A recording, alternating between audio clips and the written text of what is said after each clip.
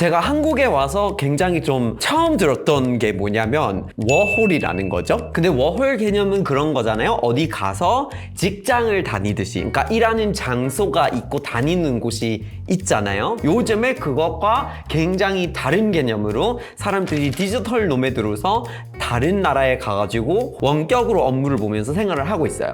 갑자기 노매드들이 한국에 와가지고 여기서 생활을 하고 있으면 그러면 어떤 장점이 있을까요? 바로 생활비가 발생한다는 거죠. 앞으로 대한민국이 또한 어떤 인구의 문제가 있잖아요. 그러면 국내에 사람들 얼마나 많이 들어와 있는지, 얼마나 생활비를 많이 쓰고 있는지 이런 거 앞으로 굉장히 생각을 많이 할 수밖에 없는데, 디지털 노매드 비자라든지 이런 새로운 이민의 형태에 대해서 어떤 얘기들을 하게 될지, 그러면 저와 함께 앞으로도 새겨볼까요? 여러분 안녕하세요, 다이노입니다. 여러분들이 저를 어떻게 생각하실지 모르겠는데 이민자로 생각하시는 걸까요? 아니면 잠시 머무르는 사람으로 보실까요? 사실 제가 뭔지를 저도 잘 모르겠는데 그거에 대한 정답이 있을지는 모르겠어요. 근데 요즘에 되게 많은 사람들이 저처럼 다른 나라에서 일을 하면서 살고 있고, 아니면 일을 잠깐 해보다가 또 이동을 하는 경우가 많은데요. 제가 한국에 와서 굉장히 좀 처음 들었던 게 뭐냐면 워홀이라는 거죠. 여러분들 주변에 아마 워홀을 해본 적이 있는 사람이 있을 수도 있을 것 같은데요. 뭐 몇 살 전까지 어디 호주나 캐나다나 뭐 이런 나라에 잠깐 가서 이렇게 1년 동안 어떤 일을 할 수 있는 기회를 말하는 거죠. 그거는 사실 미국 사람들한테 많이 주어지지는 않는 걸로 알고 있어요. 왜냐면 워홀 비자 제도들은 웬만하면 양자적으로 국가 간에서 협의를 하는 내용들인 건데, 그러면은 뭐 예를 들어서 미국 워홀이 있으려면 미국 사람들이 한국에 와서 워홀을 하는 그런 제도를 서로 맞춰야 되는 부분들이기 때문에 미국은 그런 걸 잘 안 하는 편이죠. 네, 어떤 면에서 약간 문을 안 열어준다는 얘기로 볼 수도 있을 것 같긴 하네요. 그런데 이제 한국에 와서 그 개념을 처음 접해봤거든요. 워홀을 한다고. 그래서 35가 되기 전에 한번 어디 워홀을 해보고 싶다. 그리고 옛날에 뭐 영어 좀 배웠는데 자기가 영어로 얘기를 했더니 갑자기 호주 발음이 튀어나와가지고 신기하다, 어쩌다가 호주 발음을 배웠어요 이러는데 워홀이었다 하고, 이런 식으로 이제 많이 접해봤죠. 근데 워홀 개념은 그런 거잖아요. 어디 가서 직장을 다니듯이, 그러니까 일하는 장소가 있고 다니는 곳이 있잖아요. 그래서 거기에 묶여있는 상태에서 생활을 하는 건데, 요즘에 그것과 굉장히 다른 개념으로 사람들이 디지털 노매드로서 다른 나라에 가가지고 혹은 다른 동네에 가서 원격으로 업무를 보면서 생활을 하고 있어요. 근데 이 현상이 여러분도 분명 들어보셨을 거예요. 디지털 노매드 시대예요 하고 뭐 원격 업무 보면서 다른 도시에서 살면서 이렇게 할 수 있으면 너무 좋겠다. 그래서 한 달 살기를 이렇게 계획해가지고 뭔가 어떤 블로그 이런 거를 이제 크몽으로 해가지고 그런 일을 하시는 분들이 종종 계세요. 근데 이게 진짜 어떤 경우에 특히나 미국 사람들한테는 본격화가 됐다고 말씀드려야 될 것 같아요. 자리 잡혔어요. 그러니까 실제로 미국 인구의 5%가 디지털 노매드예요. 그러니까 미국 인구의 5%가 원래 사는 데가 아닌 딴 데 이동을 해가지고 거기서 원격으로 업무를 보면서 생활을 옮겨 다니면서 하고 있다는 말이죠. 그러니까 한 1,700만 명 정도가 된다고 합니다. 근데 이 사람들이 그냥 해외만 나가지는 않고, 뭐 가장 인기 있는 스팟들은 스페인, 뭐 태국 이런 나라들 있지만 사실 세 번째는 그냥 미국 국내예요. 그래서 미국 땅이 넓다 보니까 안 살아본 동네를 가보겠다고 이렇게 이제 이동을 하고 다니는 사람들이 있고요.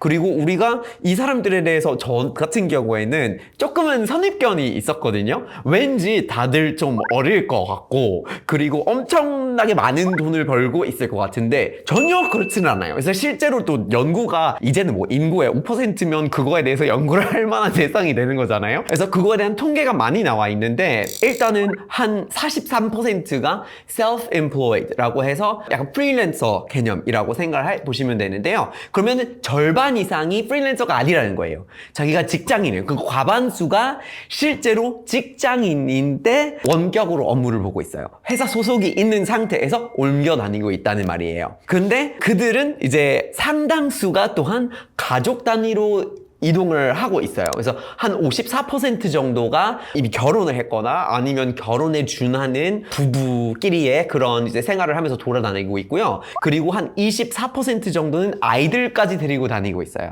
그래서 요거는 그냥 특수의 사람들만 하는 그런 생활이 아니라 상당히 자리 잡혀 있는 상태에서 사람들이 옮겨 다니면서 디지털 노매드를 하게 된 거죠.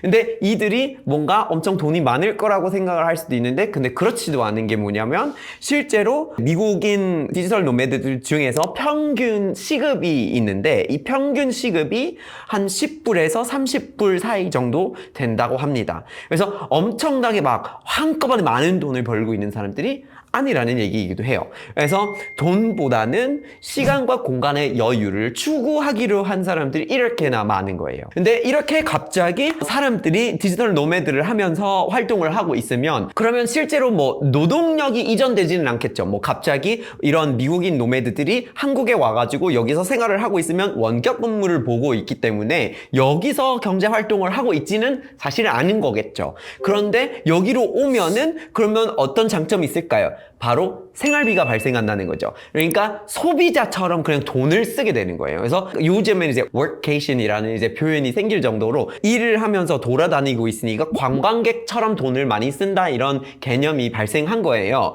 그래서 실제로 요거를 잡으려고 하는 나라들이 엄청 많은 경쟁을 하고 있는 거예요. 요즘에 핫하게 많은 사랑을 받고 있는 이제 노매드들이 이제 방문하는 것들이 있는데 미국 사람들이 그렇게 요즘에 가는 곳 중에 하나가 바로 포르투갈입니다.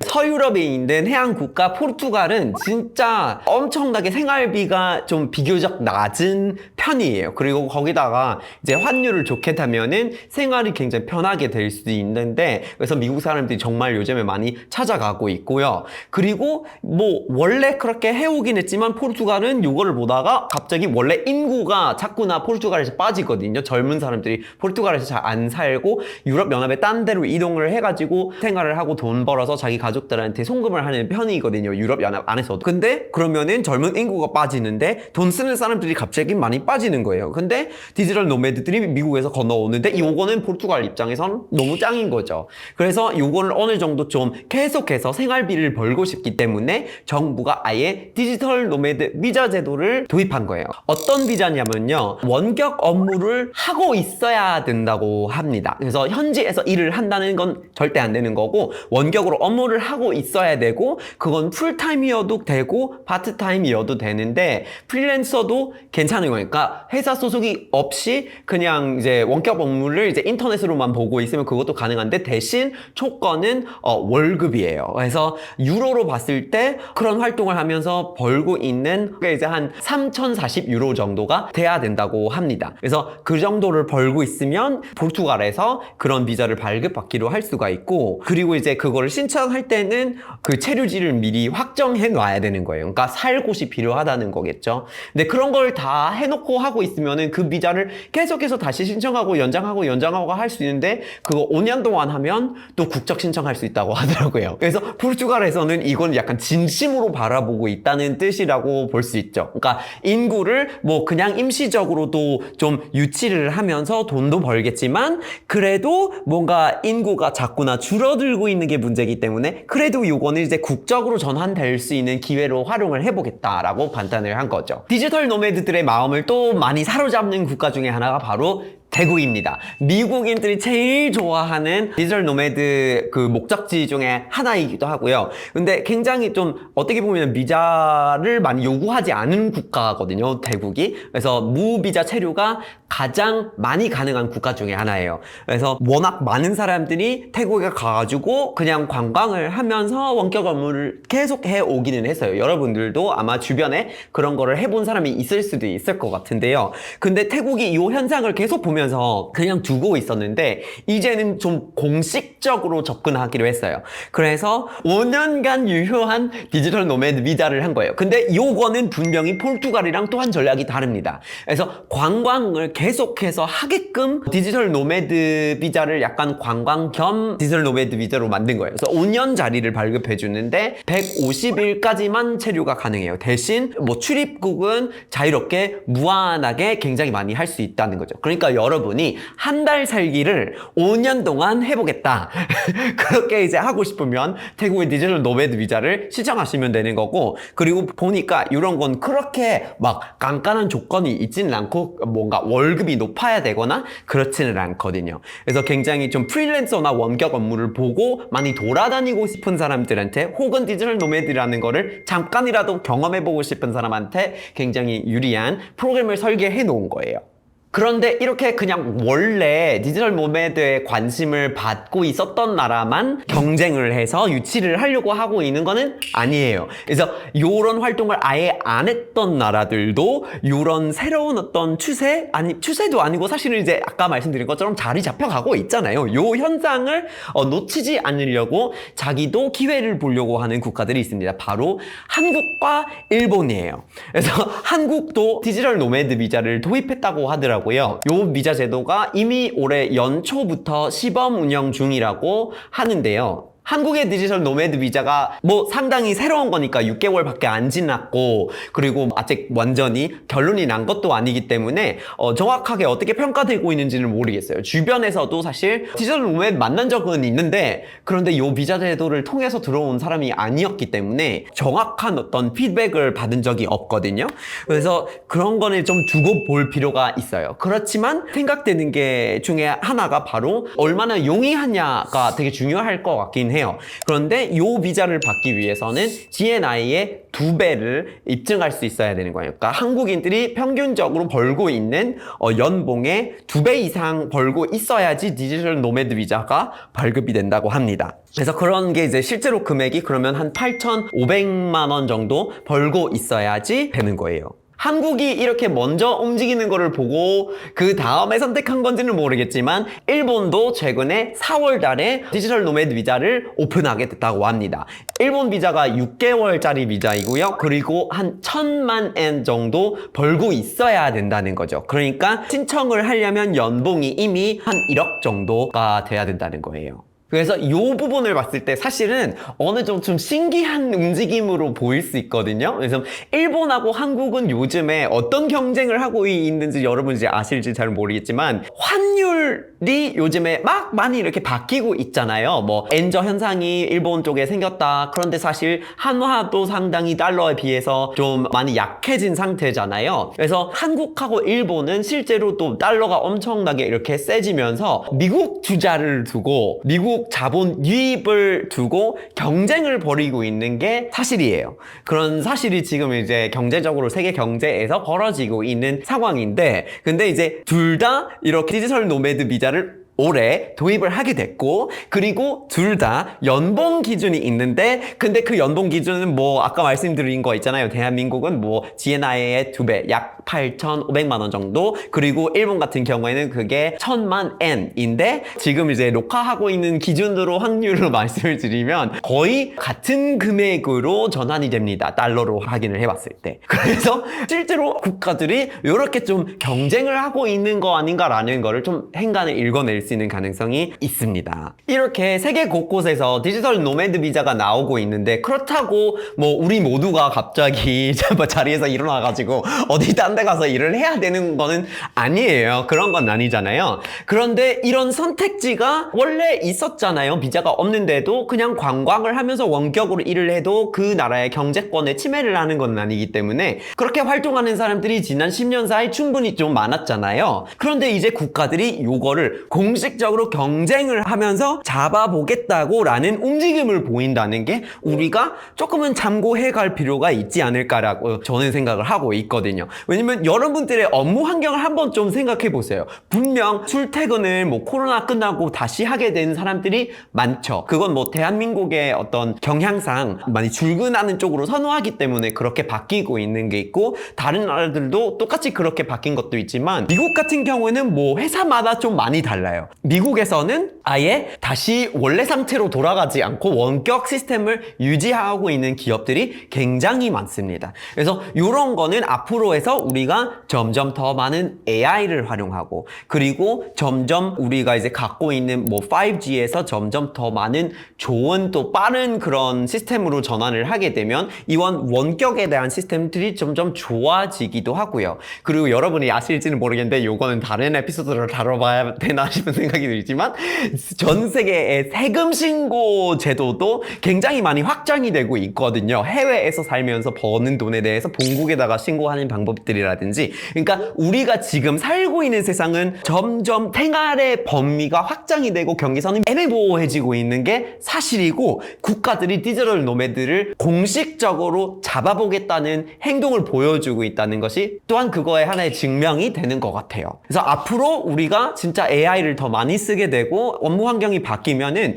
그런 디지털 노매드 같은 트렌드가 아닌 그런 선택지가 눈에 점점 더 보이지 않을까라는 생각이 들고 여러분들도 갑자기 뭐 자리에서 일어나서 딴 데에서 이렇게 일을 하게 되실 수도 있잖아요. 뭐 예를 들어서 태국 비자 같은 경우는 그건 잠시 해보겠다 그런 생각이 있으실 수도 있으니까 디지털 노매드 생활에 대해서 관심이 있으시면 그들이 좀 많이 사용하고 있는 플랫폼들이 있어요. 그래서 제가 그냥 주변에서 친구들 통해서 추천을 받거나 얘기를 들어본 적이 있는 거 몇 가지 좀 말씀드리는 게 좋을 것 같은데 첫 번째가 Nomadlist라는 웹사이트예요. 근데 요건 저도 몇 번 본 적이 있거든요. 그냥 뭐 디지털 노매드를 한다고 하기보다는 저도 되게 길게 휴가를 잡고 딴 데 가서 그냥 원격으로 중간중간 업무를 보고 뭐 생활비 따지고 막 이런 걸 하고 싶을 때가 있어요. 그래서 요 웹사이트를 볼 때가 있어요. 그래서 보시면은 뭐 생활비도 나오고 그 국가에서 주로 사용하는 인터넷 속도의 수준이라든지 시간이라든지 뭐 여러분들이 만약에 반려동물이 있으면 반려동물을 좀 환영하는 문화인지 아닌지 이런 거에 대한 정보가 정확하게 다 나오고 그리고 필터링이 좋아서 여러분들 상황에 좀 맞춰서 이렇게 검색을 할 수 있는